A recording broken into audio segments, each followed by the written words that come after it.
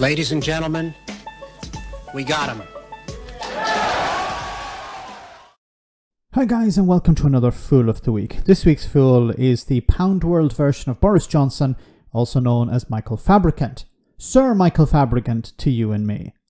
Anyway, the Tory MP stood up in the House of Commons and asked a very strange question about GB News. He wanted to know that if he shouted out to Amazon's Alexa assistant or similar device that he would get gammon Brexit news and not something intellectual. He then went on a bit of a rant about ratings. Have a listen to this. Mr. Speaker, if I were to say, hey Siri, can I have GB News Radio? Or Alexa, play GB News Radio. How can I... Of course I'd say GB News Radio. It's the most successful news channel now, pulling in a bigger audience, I might say, Mr. Speaker, at most times of the day than either the BBC News Channel or Sky, and talk radio can't even be measured. Anyway, talk TV. I'm going off the subject. I've got to help you, because if you don't get to the question, you won't be asking it. Come on. Thank you.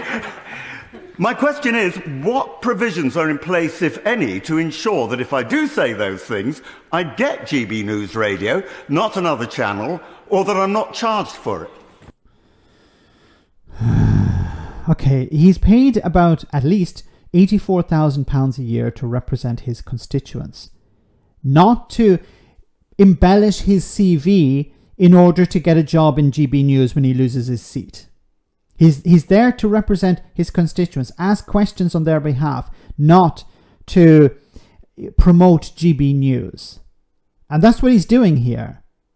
This question is completely ridiculous. But is it some attempt to get, mention GB News in the House of Commons, and then he says, hey guys, look, I mentioned you in the House of Commons. Give me a job, because I'm going to lose mine pretty soon. It's absolutely ridiculous. Now, the whole point about ratings, yes, ratings are irrelevant, first of all. And if you want to cherry pick ratings and say, well, our ratings are better than your ratings at a specific time of the day. And ratings, as I said, are irrelevant because if you go on YouTube, you can find fail videos, you can find cat videos, you can find people falling down videos with hundreds of millions of views. Does that mean that those videos are more important than somebody explaining, I don't know, some historical event, or explaining how some political issue needs to be resolved, or describing a cost of living issue or something like that? Is that more important because it has more views? No, we don't value things based on the number of clicks it has, or the number of likes it has, or the number of views it has. It's absolutely ridiculous. I don't even know if GB News is anywhere near that, but that's not the barometer we should be using. That shouldn't be the level to decide whether GB News is valid or not, or if it's actually informing the public. We know it's not. It's not designed to inform the public. It's about moving the politics further to the right, convincing more and more people that the greatest threat in their lives is asylum seekers, or that the rich need to have more money in order to fix the economy.